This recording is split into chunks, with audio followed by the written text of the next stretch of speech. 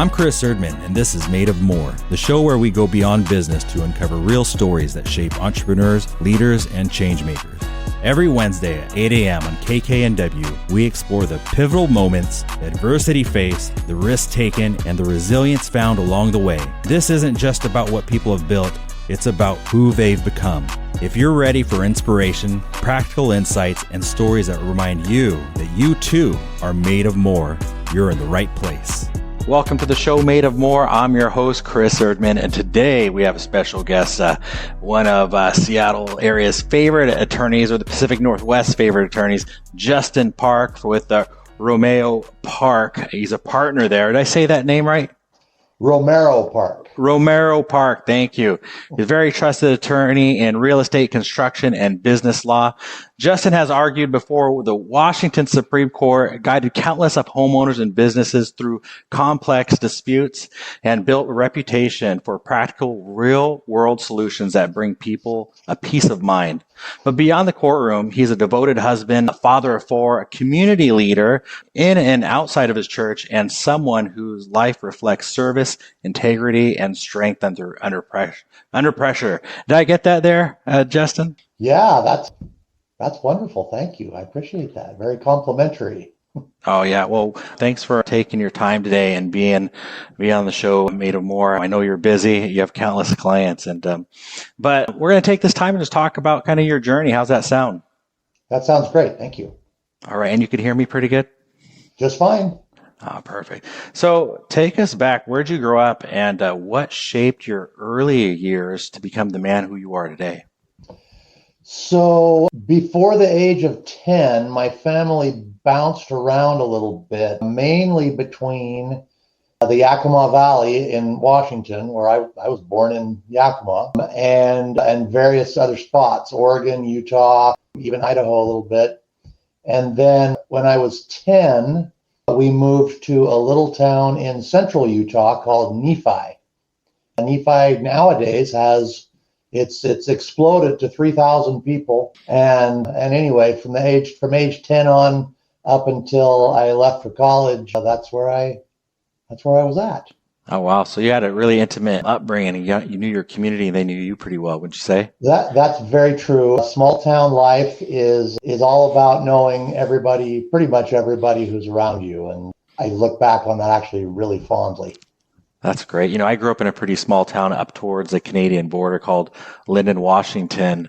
And forever the population seemed to be around like 9 to 10,000 people, which I thought was really small because it's like I felt like I knew almost everybody growing up, and everybody kind of knew a little bit about everybody's business. And it was a pretty neat upbringing having that type of a close community. But 3,000, that's and it didn't get to 3 until just the last few years. So it's a small town and a nice place to live, and I was fortunate. Oh, good for you. I love that.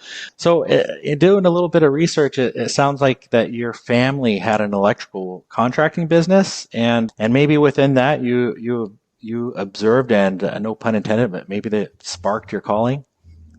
I think that's accurate. So yeah, my dad was an electrician and actually a utility lineman for most of his career, and then finally started his own business in, when would that have been? Oh, probably 1991, 92 maybe.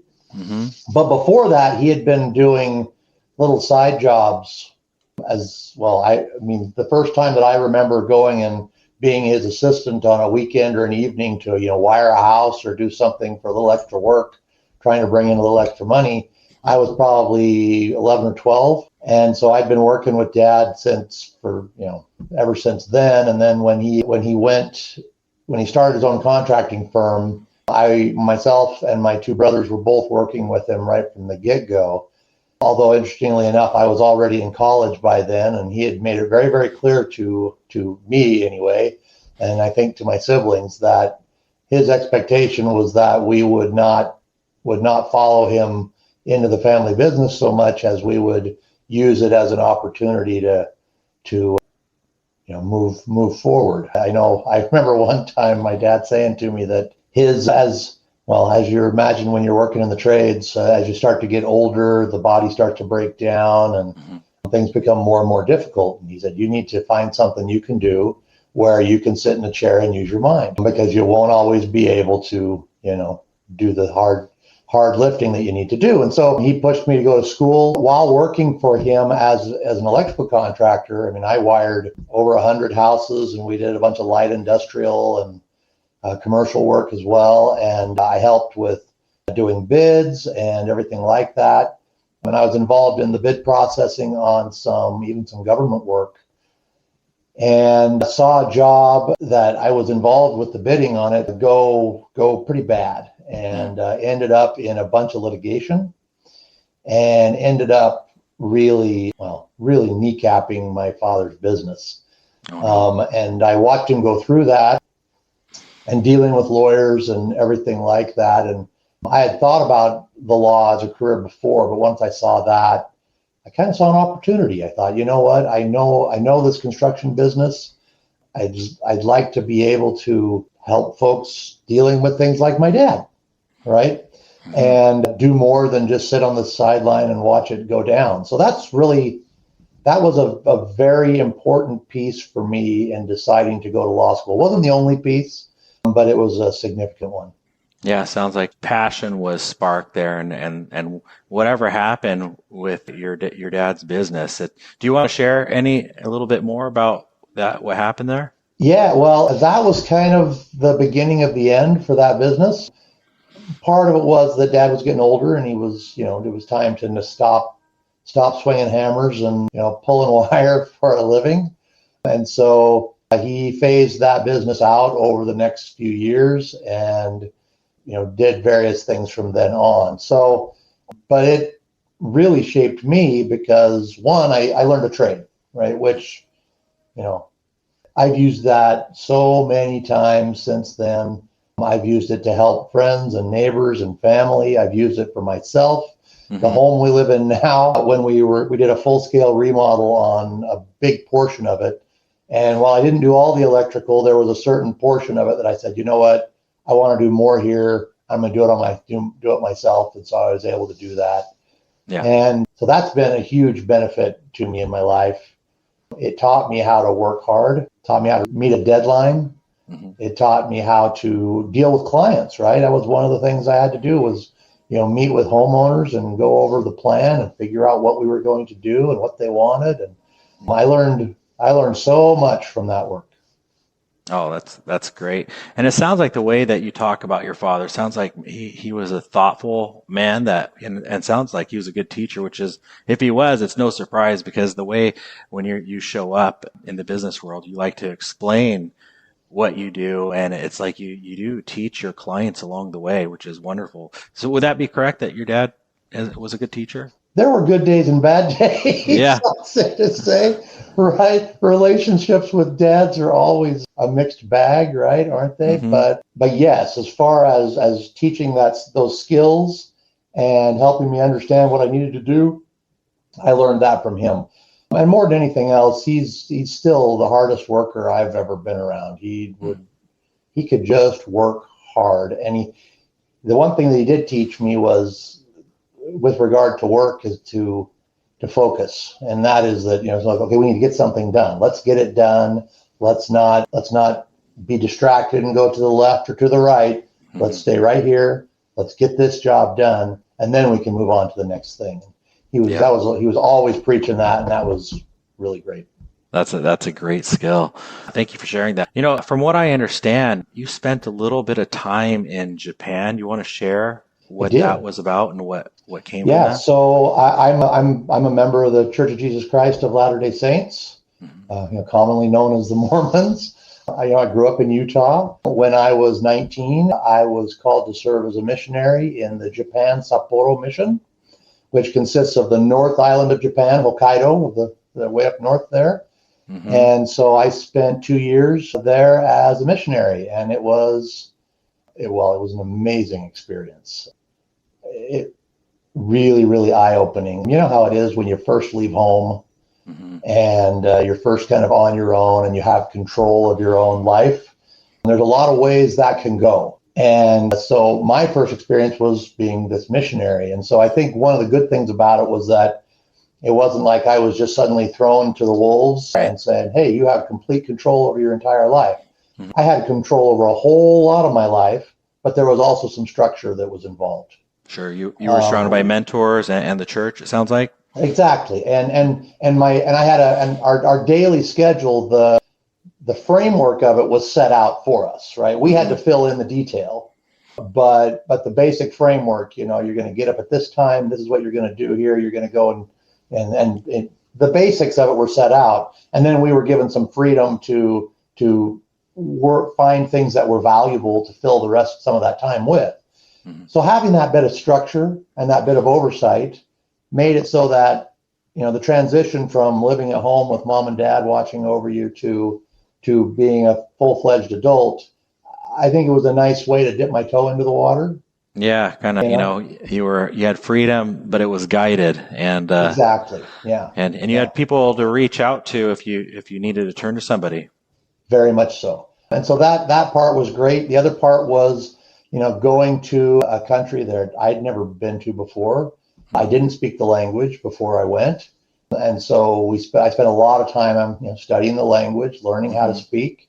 And then, the whole point of being there and being a missionary is to talk to people, mm-hmm. right? And to share with them and learn about them and let them learn about you. And, that's a really, really important skill in life, is to be able to walk up to somebody you don't know, introduce yourself, and start a conversation. Mm-hmm. Right. And it was something that, frankly, I was very, very bad at when I was younger. By nature, I'm kind of an introverted person. I know people sometimes get surprised when I say that, because I try to come across as a pretty gregarious and open guy. That's because I've worked at it. Yeah. Right. It's not something that came natural to me. So being a missionary really helped me with that, because that was my job every day. Go out, meet new people, talk to them, and show them what you're all about. So just an amazing experience, met so many wonderful people. Obviously had an outstanding experience in Japan. The country, really great people, great country. Did you learn the language a bit? Yeah. By the time that I left, I could sit down and have a conversation with just about anybody. Well, fairly limited number of topics, but I could get by. Yeah. Right. I don't have the vocabulary I once had. I do still I still can, get by. I watched Shogun last year. Okay. And it was delightful because I had just enough ability to understand the language that, that I would laugh at something and my wife would go, "Why did you think that was funny?" And I was like, well, the translation there was a little, left a little to be desired. But, so that part has been great. Learning a language is a lifelong effort. It is. I just traveled to Japan not too long ago, and I spent a very short time there. But I really appreciate the culture. It's so much different than our culture, and they were really responsible for themselves, is what I gathered, where they didn't have trash cans at the time. Right. But there's no garbage anywhere, and they just seem like a real thoughtful country. And it seems like, being an introvert myself, when I first met you, I thought this guy's an anomaly because he's an attorney and he's like this big extrovert. But the more that I've listened to you, watched you, spent a little bit of time with you, you start to notice like what a deep thinker you are. And not that extroverts can't be deep thinkers, because I think that they can be very much so. But to the tune is like, you really dive in on a subject and you could do it fairly quickly, I've noticed, and just you could go an inch wide, but a mile deep is what it appears to me. And that's, I think to me, that seems like a trait of somebody that's not ADHD, but somebody that's an introvert. And so I think that's accurate. I think there's a couple of factors that have led me that way. Interestingly enough, so if you take a look at that, this is my left ear. Mm-hmm. I have a condition that's called microtia. It's a birth defect. Sure. So I don't have a left ear, really. Okay. My skull is solid there. There's no ear canal. There's no. Oh, really? So, So I can't really hear anything on my left side. So that put me in a position early on that I had to position myself whenever I was in a social situation. And it also gave me, unfortunately, this is the thing I had to overcome, was it gave me an out. Because I could position myself to the right and then just not hear anything.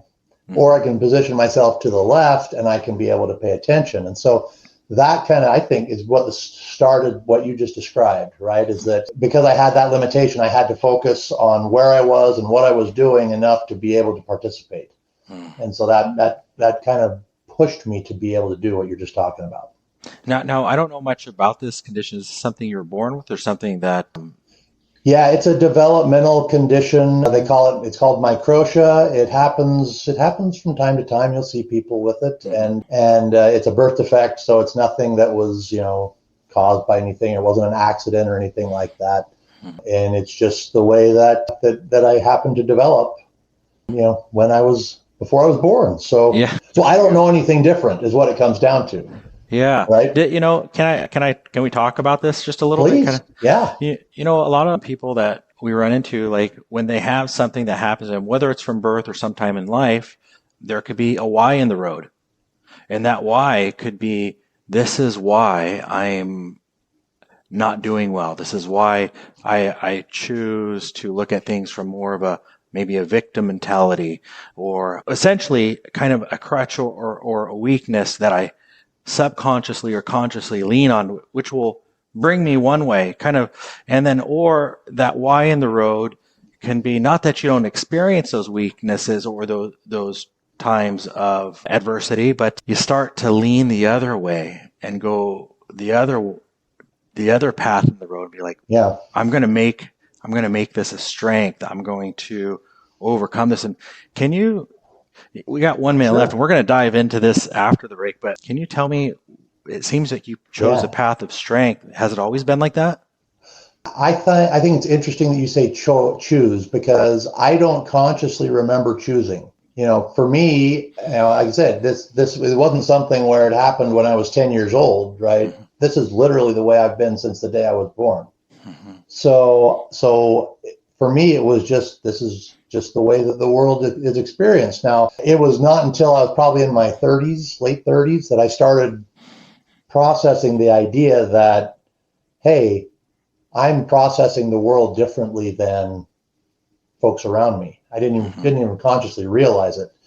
And I just had the way that I did things. Now, it helped, I think, that I wasn't an only child and I wasn't a first child. So when I had an older sister, and she's a really active person, does all sorts of neat things, right? And so I just wanted to be that. Okay. Right? I love that. And let's remember that. Okay. Right now, we're going to take a quick break. So stay in here with us. Listen to the messages. I'm Chris Erdmann, the host of the show Made of More, sitting here with Justin Park, Northwest Premier Attorney. To stay in here and listen back after these few messages.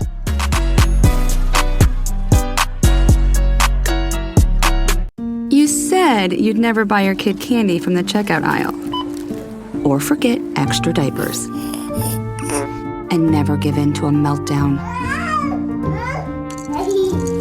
You'd never lick your thumb to clean their face, never let them have too much screen time, and never bribe them for just one more bite. You say you'd never let them out in public without their hair brushed, never ever become a minivan mom, and you'd never give them your phone for a quiet dinner.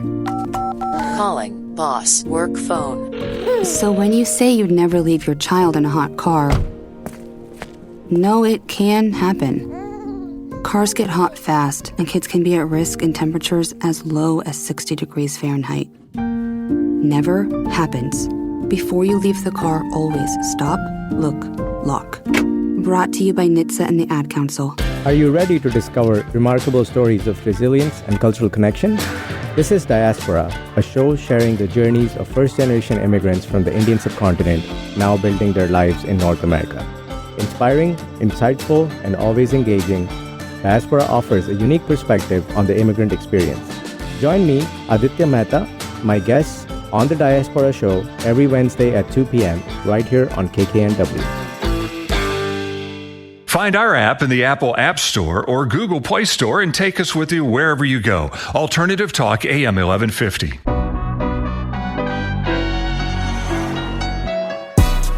Welcome back to the show Made of More. I'm your host, Chris Erdmann, and I'm speaking here with Justin Park, the attorney that you need to know, whether it's real estate, business, or all things around this. But Justin and I were just talking about this condition that he was born with, and that, in my perspective, he chose the path of strength, but he says that he never chose either way. This is the world that he just knew. So can you keep diving back into that?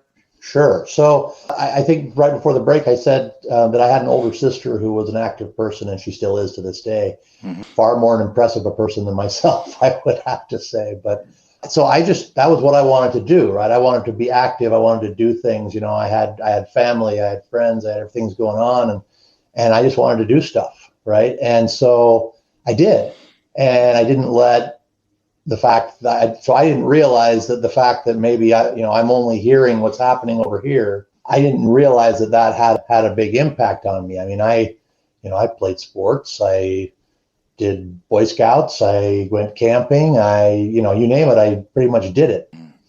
And, I did well in school and everything like that. I think a great deal of credit on that is due to my parents, who I didn't realize it at the time, but I know that when I first started going to school, they made sure to get there ahead of me and talk with the teacher and say, hey, let's make sure he's sitting over here, so that he can hear what you have to say. And so he doesn't, tune you out, and things along that nature. So I think they did a few things that, like I said, I didn't really see them. They were kind of behind the scenes to help that happen.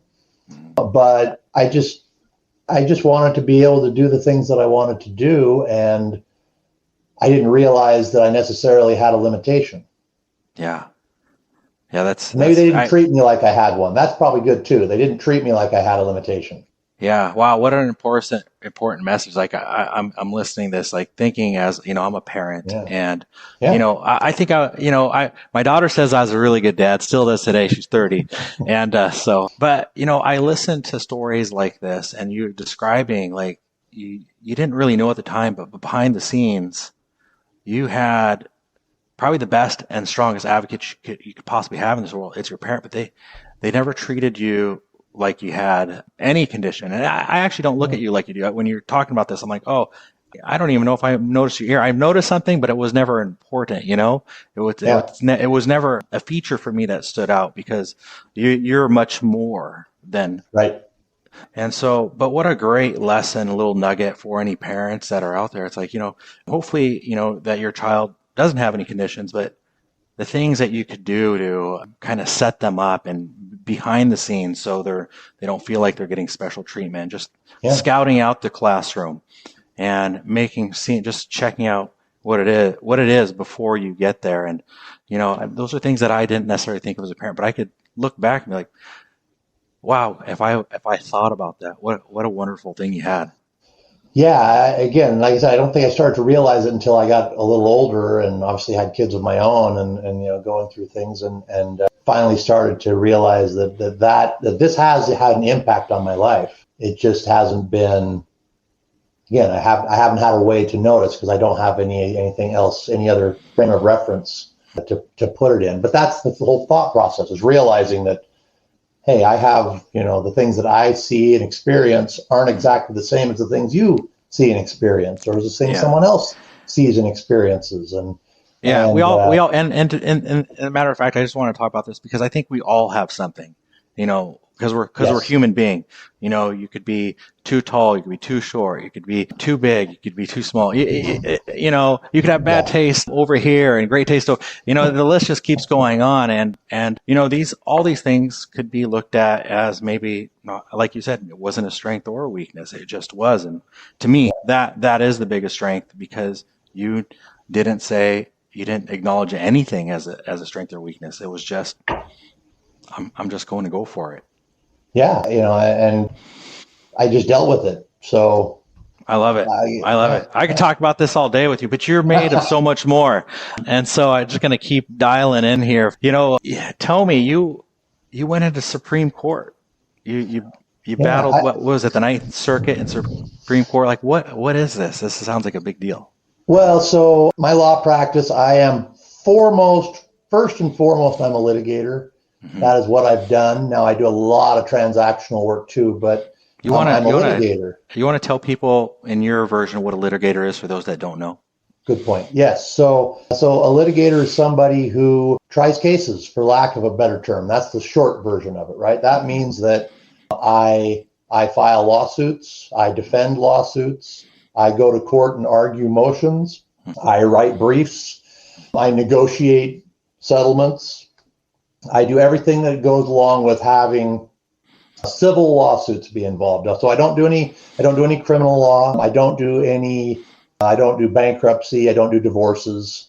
I do civil litigation, which means things to do with businesses, things to do with personal property, things to do with real estate, and that sort of stuff. And so in doing that, I've been fortunate enough to have cases where I got to argue at the Washington State Supreme Court, which was really a highlight for me. And I even won that case, which was really even better. Yeah. Do you want to talk about it at all, what that case was? Or? Well, that one was an interesting case because it had to do with a doctrine called the independent duty doctrine. And so it's a tough case because, that win and lose is a difficult thing to quantify sometimes in lawsuits because, we think of when the judge decides in your favor. Well, great, but there's consequences that come from those decisions that go forward. So this was just one little piece of a much, much larger case. And while we won this one piece, I think in the end, the case didn't go the way that my client would have hoped it went. But for this piece, we were able to successfully make that argument. And the argument was that, at least prior in the law, if you have a contract with somebody, the contract controls what obligations everybody has. And that's usually the case. But there are occasions when a party can have a duty, a responsibility with regard to another party that is independent of the contract. And so if that exists, then you can have a lawsuit over whether or not that person met that duty. Even though they have a contract that spells everything out over here, there might be something independent that comes outside. The most common way you used to see this anyway, is in construction cases where people would want to bring claims of negligence against their contractor for failing to do work that was up to a standard. And the old argument was that, well, no, we have a contract here, and the contract governs those things. And because that loss that you've suffered is economic in nature, we're not going to let you bring a separate negligence claim. Well, then the law changed. Mm-hmm. And my case was part of that change. And now we have what's called the independent duty doctrine. And that's where the court goes in and says, well, before we decide that we are or aren't going to let this thing go, we're going to decide, is there a duty that exists outside the contract that was breached in this particular instance? And so if that's the case, then that case might be allowed to move on. So I got to go up and argue that in Olympia in front of the state Supreme Court.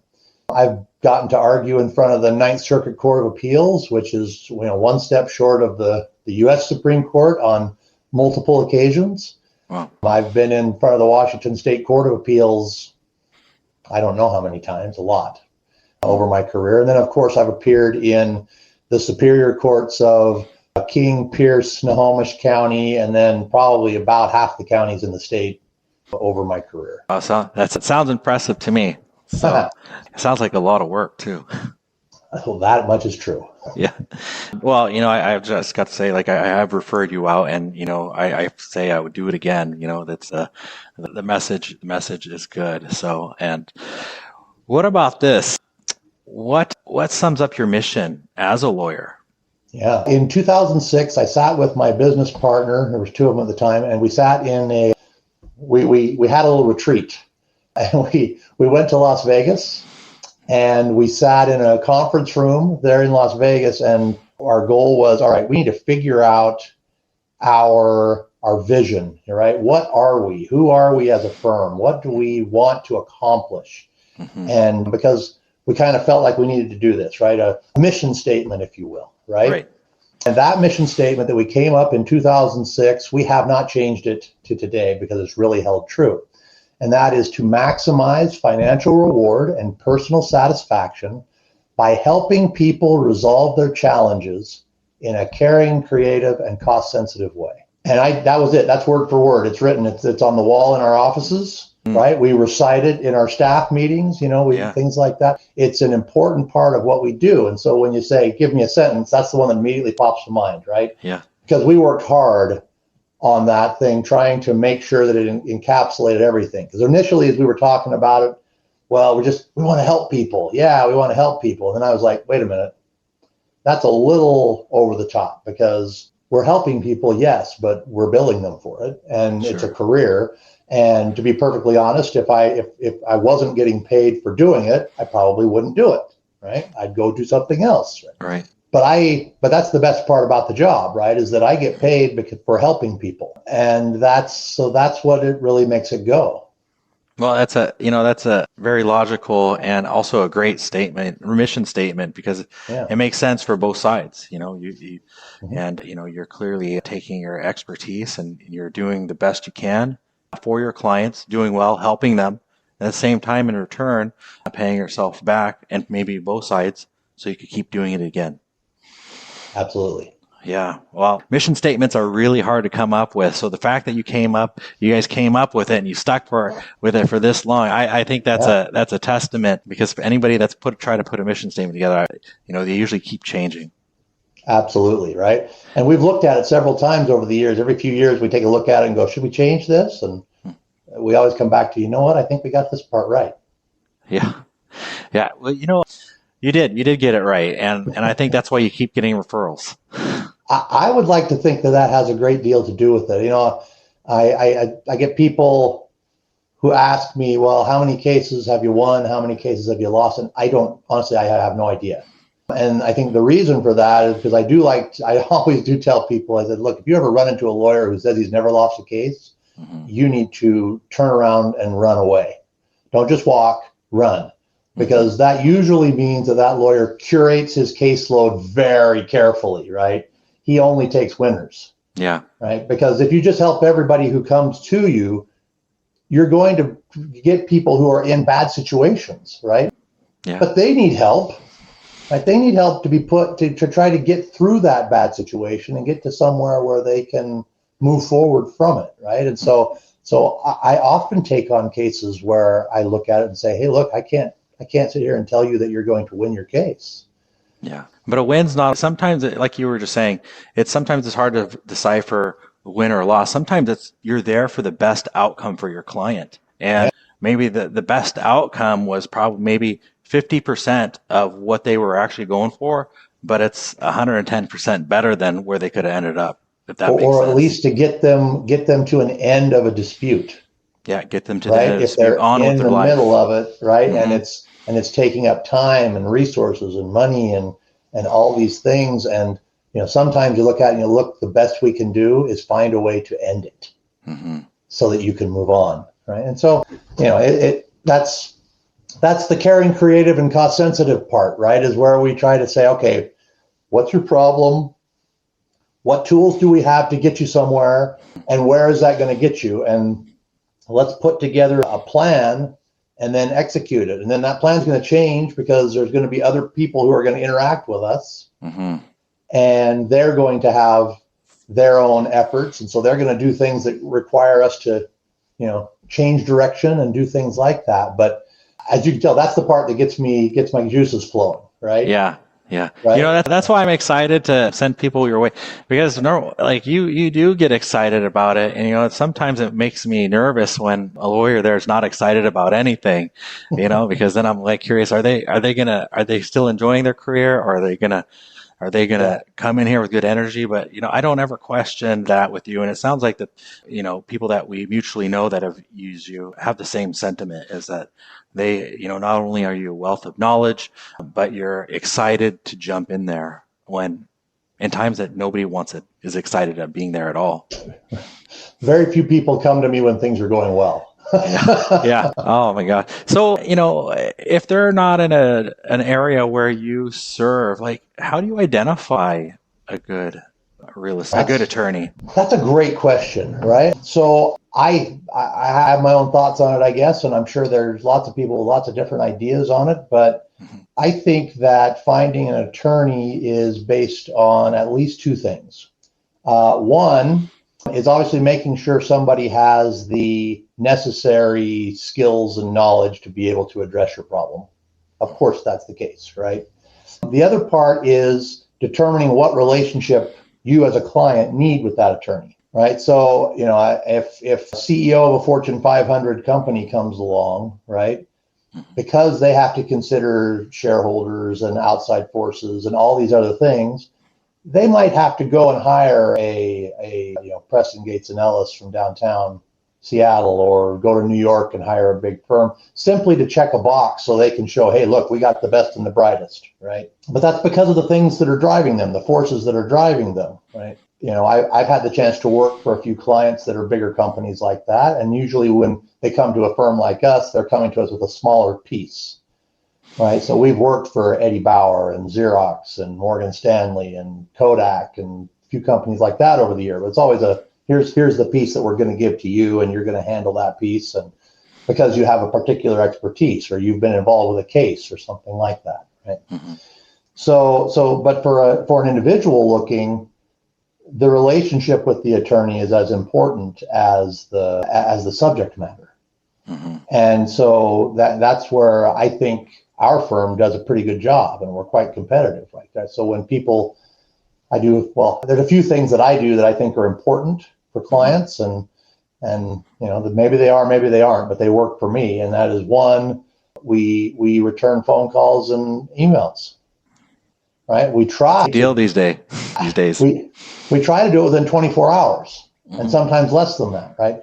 We're not always successful in doing it within 24 hours, but I think we're pretty darn close. And I'm constantly surprised by how big a difference that alone makes. The second thing is that when I have an initial consult with a client, I don't charge them for it. So when somebody calls me on the phone and says, hey, I want to talk about whether or not you're the right lawyer for me, that I don't bill for that. One, it would cost me more time and money to actually go through the billing process for something along those lines. So there's that piece, right? A convenience piece. But the other piece of that is that I don't know if I want to do the work, and they don't know if I'm the right guy to do the work. I love that. I like that you give them a chance to understand who you are and your philosophy. And inside of that room, you're being vulnerable. Number one, giving time, and number two, giving a bit of education and a time for reflection on who or what they should be looking for. We're going to pick this up after these messages. You're listening to the show Made of More. I'm your host, Chris Erdmann, and you're listening here with Justin Park, our guest for today, the preferred lawyer to be going to. Stay tuned.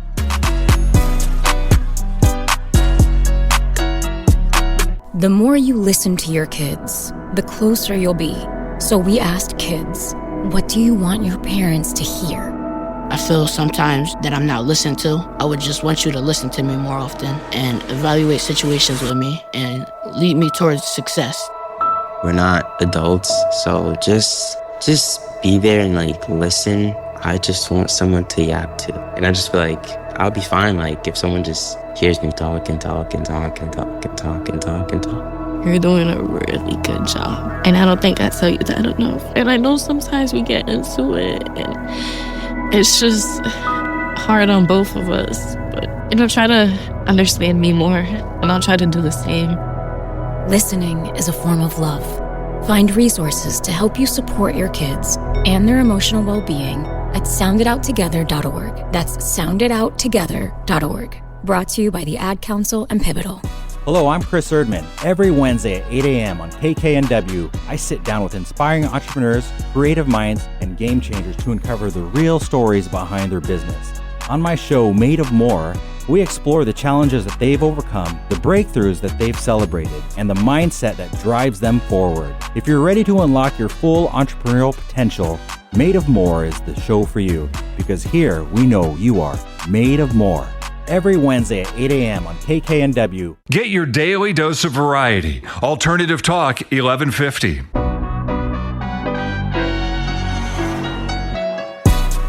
Welcome back to the show Made of More. I'm your host, Chris Erdmann, and I'm sitting here with Justin Park of Romero. What's the law firm? Romero Park. Romero Park Law Firm? Yes. All right. I'm going to do it one more time. I'm sorry, guys. Okay. Nope. Yeah.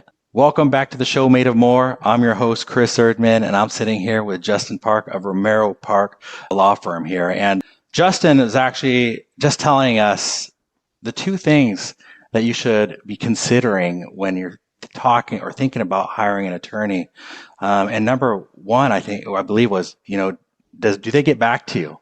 Well, that's one of the things. I think the two were, do they have the expertise you need, right? Do they have the information you need? And two, do you have the right relationship, right? Does the relationship work for you? That's right. This is a relationship, yeah. and getting vulnerable in there and giving them a bit of time. How much time do you usually give them on the first? You know what? The interesting part is I don't ever really put a clock on that, but my experience is that most people need somewhere in the realm of 15 to 30 minutes to give me an initial kind of summary of what's going on and let us talk about, how we would get to the point where we can make a plan. Because there's, no one's going to step in, hey, I got this problem, can you fix it? And I have the answer, It's usually, okay, in order for me to get to where I can get you an answer, here's what I would do. Do you want to move forward with that? Yeah, kind of the process behind it and everything. Exactly. Yeah, yep. I'd probably be leery if I came to you with something complex and knew the answer right away. I'd want you to do a bit of research, maybe sleep on it a few nights, and then get back to me. So you're a husband and a father of 4, and your wife Jana, correct? Yeah, that's right. Yeah, your wife Jana. How has being a husband and father shaped you and how you show up today as a lawyer and a leader? It's the why, right? It's why I do everything that I do, right? I mean, that's the most significant and important thing to me in my life. But even that, you got to think a little deeper, right? Okay, yeah, sure. But what does that really mean? Well, what that means is that I have to think about the priorities I have in terms of them, right? So the good news is, I have 4 kids. They're all healthy and happy. I only have 1 left at home, and the other 3 are all out in the world and doing their own thing. And as I like to say, they're all adults because they all have their own health insurance. Yeah. So I've been fortunate in that respect.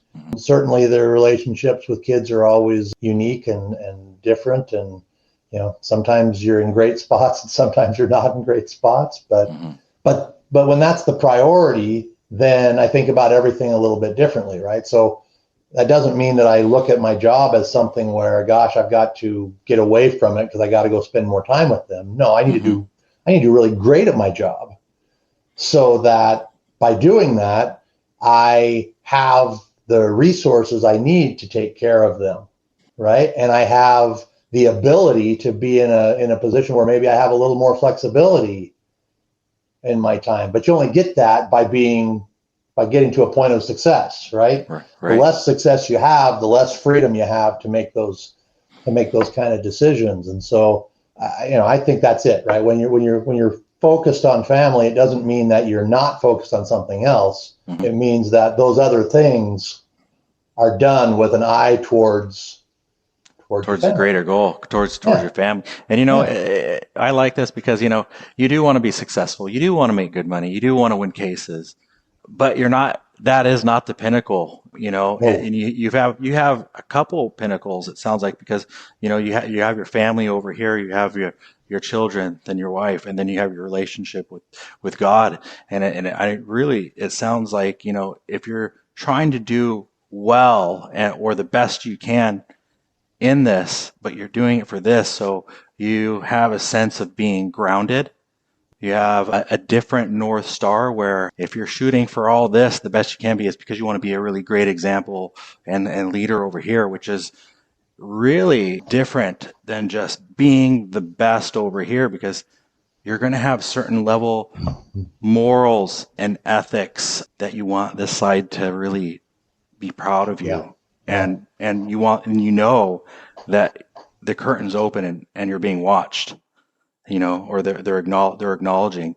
And for me, I think that's the type of leader, those are the type of leaders that I like to surround myself around, because it's a very different outcome. It feels very different. I've worked with groups where it is just about the money, and it is just, and my experience with that, they're willing to cut legs, they're willing to chop kneecaps, whatever it is for their goal. But on this side over here, it comes with a bit of grace, and it really comes with a different type of maybe true leadership, I would say, for me.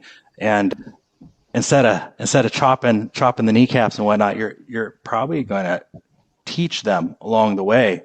And so that's kind of what I gather from watching. Yeah, I think that hits it right on the head, right? Is that having, what you're guided by kind of determines, it may not always determine what you do, because a lot of those things can be very similar, right? I mean, people who are focused solely on the accolades and the money and things like that, they may be willing to chop a kneecap, right? I will tell you, when you're being focused on a family, you also might be willing to do that for a different reason, right? You can kind of get the mama bear thing going on, right? But at the same time, I think it does lead more down the road you were just discussing, where I have to be able to look in the mirror and go, do my kids look at me and see a good person, right? Yeah. And I'm sure that, like most people, there's days when I'm doing pretty good, and there's days when I'm not doing so good. Yeah. But it certainly makes you stop and think, right? Yeah, it does. It does. And one side seems more fulfilling. One side seems a bit more empty. I would agree with that. Well, if your focus is on accolades and money, it will always be that, and there will always be, you'll never get there, right? You can never get enough, right? You might be successful, you might have all the success in the world, but you're never gonna get to a point where you're like, oh gosh, I reached what I wanted to reach, because if you do, the accolades and money stop. Well, success and the accolades, there's maybe only one part of success as well. Yeah. Where the leaders that I look up to, it seems like there's this big circle that they're checking the boxes off, that what makes success. And if the spiritual and the family thing is empty, it may not have been worth it. It may not actually be success. It's like, I've heard some people call it empty success.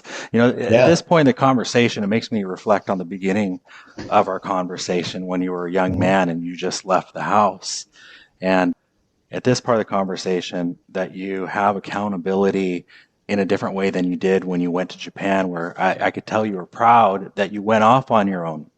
And over here, that when you were in Japan, the accountability was kind of at the top, where you had your mentors and support group and people, and you were maybe looking up to them in a way.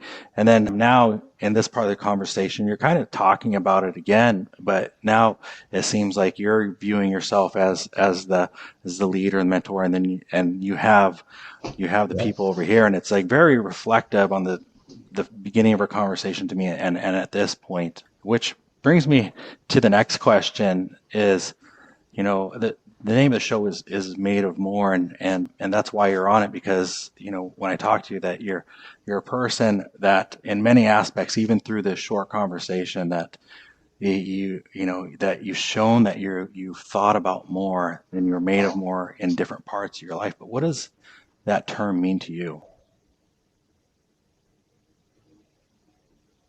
That's a really, really deep question, Chris. And so to give a short answer to it is hard, but at the same time, I can't live my life feeling like there's no meaning to it. I guess what I mean by that is that I have faith in something bigger than myself, because if there isn't something bigger than myself, then it can on a day-to-day basis get to feel minor. It can feel lacking, like it's ordinary or lacking or something like that. And look, all I am is just a I'm just a wild animal trying to, gather enough nuts and berries to get through the winter, right? And while that's a form of life, it's doesn't seem to be in harmony with what I feel like human beings are, right? We feel there's more. We feel things, right? We have families, we have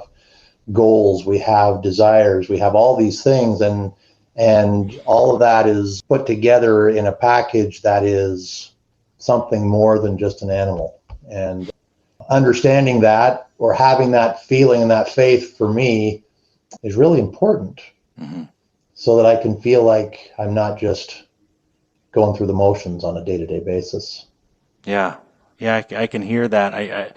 And I think a lot of listeners can relate that, no matter what you believe in, a lot of people are out there thinking that there's more and that they don't have to have that emptiness, whatever that emptiness is. And to them, and there's something more than just the money. There's more than just the accolade. There's more than just that action. But I think a lot of people can sense, whatever you believe in, that there's a bigger reason to be doing things. And I just want to say, like, it's good to dive in deeper and not ignore that, and right. reflect on that, whatever that means to you. Absolutely.